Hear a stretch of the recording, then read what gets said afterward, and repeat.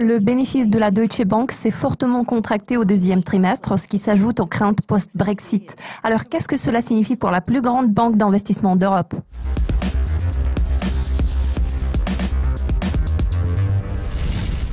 Le bénéfice net enregistré au deuxième trimestre de cette année a chuté à 20 millions d'euros suite à une faible performance affichée dans des domaines clés tels que le commerce et les services bancaires d'investissement.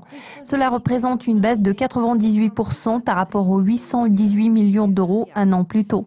Le revenu net a également reculé de 20% par rapport à l'an dernier, s'étant établi à 7,4 milliards d'euros.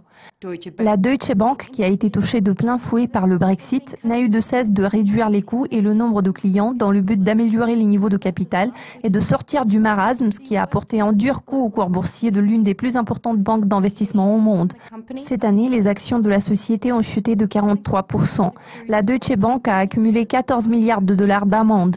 L'indice Stoxx Europe 600 des banques a connu une baisse de 27%.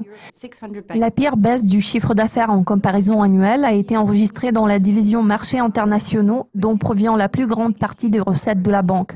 Le chiffre d'affaires de cette division a chuté de 28% au deuxième trimestre. L'ensemble des ventes et des revenus de négociation a diminué de 23% par rapport au même trimestre un an plus tôt. Selon le PDG de la Deutsche Bank, John Crane, de nouvelles réductions pourraient se révéler nécessaires.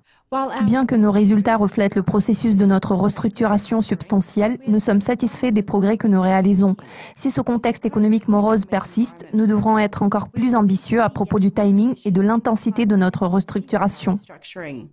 Cependant, les nouvelles ne sont pas toutes mauvaises pour la banque d'investissement, car le ratio des capitaux propres corporels étant une mesure clé de la solidité financière, s'est légèrement amélioré pour s'établir à 10,8%, mais ce ratio reste en baisse par rapport au niveau de 11,4% affiché un an plus tôt.